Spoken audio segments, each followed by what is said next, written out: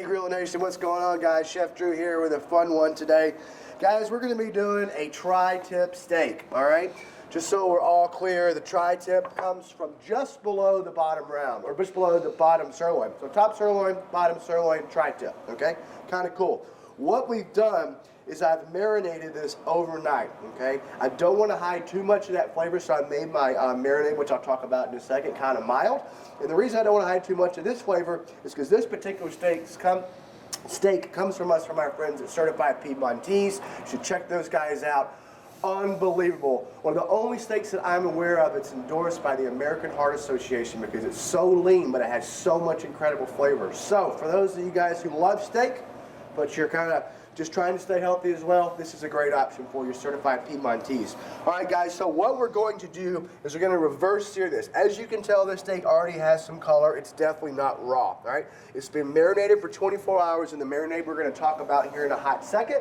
And then it's going to be taken out, and then 275 I smoked it this morning for about an hour and a half until I reached the temperature, internal temperature of 110 degrees. Okay, now we all know the rare is between 125 and 130. That sear is going to take it the rest of the way. So let's go ahead and start there, and then we'll kind of move into some other things like the marinade and what we're going to be serving with it, which is just a very simple stir fry today, okay? So I'm going to take this out. After I smoked it, I let it rest, okay? I let it rest for about 10 minutes, 10 to 20 minutes. All right, we're going to pat this nice and dry, just so we're all clear as to why we do that. Number one, it'll kind of flame up on you when we steer it off over there on the Primate if we don't get some of that excess liquid off of it. But number two, liquid also creates a barrier. There we go. Get some oil in there, then I'll come back to this. Creates a barrier between the meat and the searing surface, okay? Which means we don't get a good enough sear on it. So let's go ahead and get this hot. All right. Perfect. And the next thing we're going to do, guys, is just take this tri-tip right over there and let it do its thing, all right? And we can see we got some really nice kind of color penetration, not only from the steak, or excuse me, from the marinade, but most importantly from the smoker. Again, OG, chip, silverback, whatever you want to use, 275 to 110 degrees. Just for a frame of reference, guys, it took me about an hour and a half to get there, all right? Give or take. I started checking it after an hour. And that's just going to rock and roll and do its thing. And I love that. Again, guys, this is going to take it the rest of the way. It's going to go from about 110 to 125. We're going to hit that nice rare mark that we like. All right. And the next thing we're going to do is we're going to make a little bit of marinade. All right. So what I like to do, guys. Now this was like the pre-step you did, right? This is the pre-step, exactly. Okay. So this is what we did the night before, and this went for 24 hours before I smoked it, all right? So I've got a little bit of that juice that we have from the steak. That's fine. Let's leave that in there, okay? Then we also have some red wine vinegar. We're going to go kind of scant on this because we're not going to be countering this with any sugar. We want to make sure that we're just putting a little bit in, all right? We're not going to put any salt or pepper in this marinade. Why? Because we're going to use Worcestershire sauce and soy sauce. Plenty of sauce right there, all right? Or plenty of salt right there, I should say. Nice, heavy application of Worcestershire sauce here. The one sauce I can barely pronounce and definitely can't spell. The one you use more than any other? The one I use more than any other. So like just comparing the red wine vinegar to the Worcester, like with like a 1-to-1, a 2-to-1? Good question. So we're going to go 1-to-1 Worcestershire and soy sauce, which I'm putting in here. That's going to be our salt component to this, okay? And then I would say literally to 1-to-1 with the Worcestershire sauce and the soy sauce, just a couple tablespoons of that vinegar. We just wanted to kind of get in there, help kind of break down, penetrate that meat. Okay, so what it actually does is kind of break down the protein so the flavors from this can get in. All right, but again, this is such a great steak from a great company. We don't want to mask it too much. We just want to infuse a little bit of flavor, especially since we're going with that kind of stir fry theme today. So real simple sauce that you made there to go with totally. And you know, the reason I went ahead and made it, even though it's already been marinated, is when we cook these vegetables here in just a minute, I'm going to use that in that cooking process. All right, let's give this a quick turn. Oh, we can already see just the gorgeous, gorgeous color on that, okay? There's two reasons for that. Number one, it's just got a great, so we have the perfect amount of heat on it. But number two, we can see some of the sugars from those sauces kind of starting to caramelize on the outside. Don't be afraid of this color, guys. It's going to give us that crust that we want on the other side of this process. We can see on the sides here that we're going for that 110 degree mark. up to 125. So we're going to like super rare to right in that sweet spot where we want it. All right, guys. Next thing we're going to do is we're make a little bit of a stir fry here. I just got some regular old organic sliced up, pre-sliced mushrooms, okay? I've got some baby portobellos here, some wood mushrooms, got some oyster mushrooms. You can just use whatever you want, all right? Just a bunch of random shrooms. Just a bunch of random shrooms.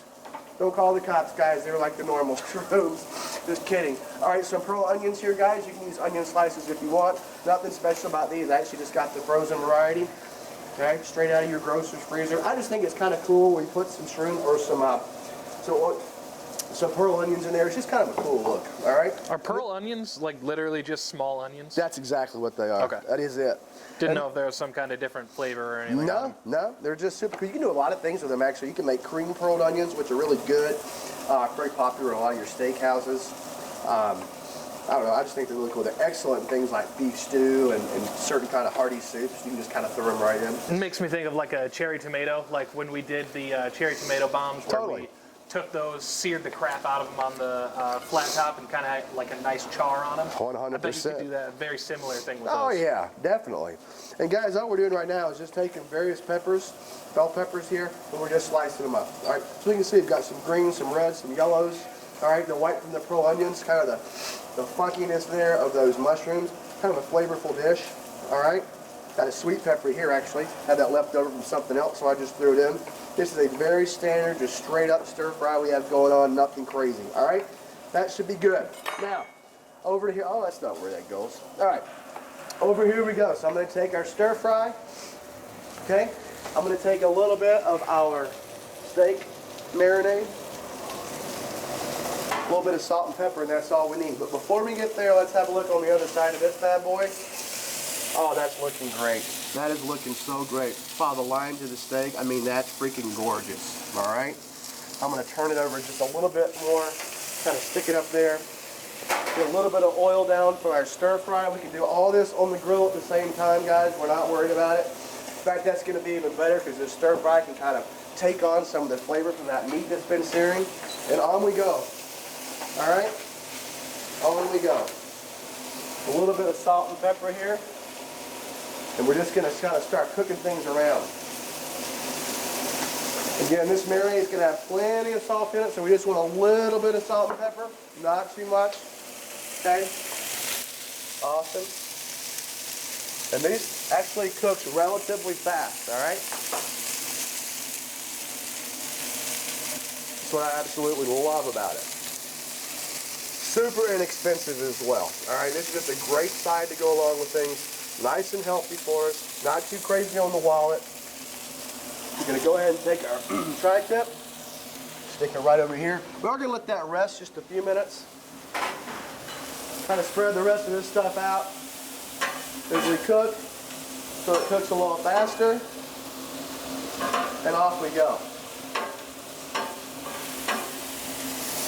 And as you can kind of notice, guys, this stuff really does cook off fast. There's a lot of water content to it, so nothing too crazy. We're just going to kind of let that hang out and do its thing. Now, something I really, really love to do, one of my favorite things to do, again, this is why I made this. Had I just, had I not done this ahead of time, I would have just reserved some of the marinade, but I just want to show you guys how it was made. But this just goes directly on. All right, it's going to give it some nice color.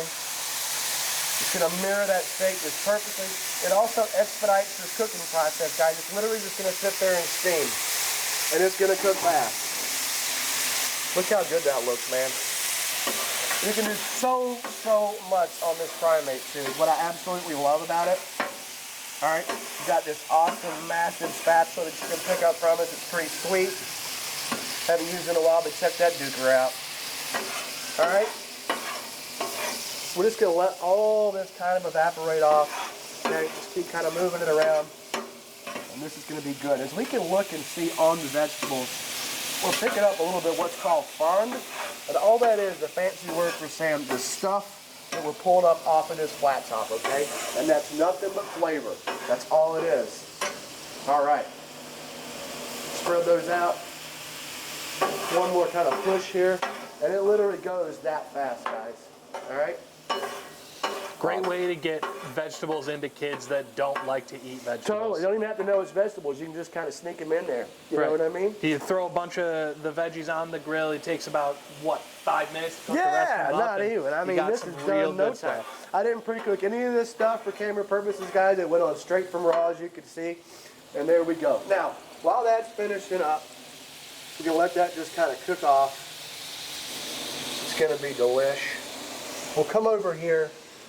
We'll slice into our tri-tip, see how we get as far as our temperature range, and then we'll put all this together. It's going to be awesome. Let me turn this down just a little bit. All right.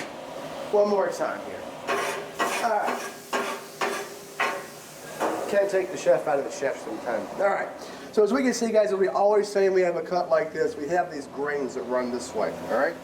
What we want to do is we want to cut against those grains. All right. Very, very important that we cut against those grains. It does a lot of different things for us. Most importantly, though, it helps us maintain, all right, that juiciness and that moisture inside, okay? When we cut with the grains, it's going to do just the opposite. So just think about that. It's kind of important. So I always kind of like to harp on that. Now, I'm not harping at you guys by any means, but it's something I do like to kind of remind people of from time to time. All right. Can you show like how the grains run in there real close? Most definitely. I actually love that question. So we can see that they're literally running this way. See how they're all congruent? It's almost like a piece of wood. That's exactly what it resembles. So they're running congruently this way, guys. So that's going to be from my right to left, your left to right. And that's where, pretty much, if you can just follow your finger and everything's going the same direction, that's where we're at. Okay, we're just going to cut opposite of that. All right? Matter of fact, before we even do that, I think these bad boys are ready to rock and roll, so I'm just going to grab them. No time. What did that take? Like not even 5 minutes, right? Not even. There we go. Get all that stuff off. We can even clean as we go, Grill Nation. That's done. Let's get this. And that just looks nice. That looks super flavorful. And guys, this whole meal, believe it or not, is super good for you. You got that heart healthy certified Piedmontese over there. There's absolutely no fat in this whatsoever. We just have some of our beef marinade and some sauteed vegetables. All right, that's it. All right, that's good enough. Perfect. Beautiful, beautiful color. I mean, I just think, just can't say enough about it. All right. So now we just have this super simple meal ready to go, chock full of flavor. All right, guys, let's get everything kind of put together. All right, let's go ahead and slice into this a little bit. And as we can see, guys, we have hit that sweet spot of between rare and medium rare. And as we go a little bit more inside, we're going to get a little bit more rare. But this particular cut of meat is so flavorful. Look at that. We got a nice crust on the outside as well. That's why we're not worried about getting that nice sear on the outside, guys, that nice rare piece in the middle. Because once we slice into it like this, it just becomes a little bit of texture and bark on the outside of each individual piece of steak. Can't beat that with a stick. All right? Perfect. We're just going to slice this whole thing down. It's too good to not just do the whole thing. I can tell you right now, man, there's going to be some folks around the studio here today. They're going to have a darn fine lunch, don't you think? Yeah, we often have leftovers. I don't think today will be one of those days. No, it's not, for sure. All right, turn that off. All right, guys, now let's just make this look a little bit more nice, as it were. Just going to take this on this cutting board. Let's get our vegetables out here in no particular rhyme or reason. All right, got those nice pearl onions, beautiful flavor, beautiful color. All right. All right, perfect. All right, loving this. All right, that should do it. Then we're just going to take our steak, set it right on top. Doesn't have to be perfect, guys. This is a nice rustic kind of lunch that we're having here today. All the way to the end. Beautiful, just like that. Okay, and the last but not least, we're going to put a little bit of finishing salt on it here, guys, just over the top. Okay. Just over the top. Well, this goes a long way. And that's it. So guys, as always, GrillaGrills.com, you know the drill. For any recipe questions, hit me up. That is posted for you, verbatim, nice and simple recipe, cost effective with our great friends from Certified Piedmontese. Got some simple vegetables on there, and this thing is ready to rock and roll. So I hope you enjoyed this one. And we look forward to seeing you guys next time as we continue to do some cool stuff with this great company and our awesome, awesome grills. All right, guys, thank you so very much. We're loving this here today. Booyah. One more shot of it. Nice. Very, very nice. All right. Got Dominic laughing back there. He's trying to be professional, but that's kind of hard to do around these parts sometimes. Guys, we love y'all on the smoke, and we'll see you again soon. Cheers, everybody.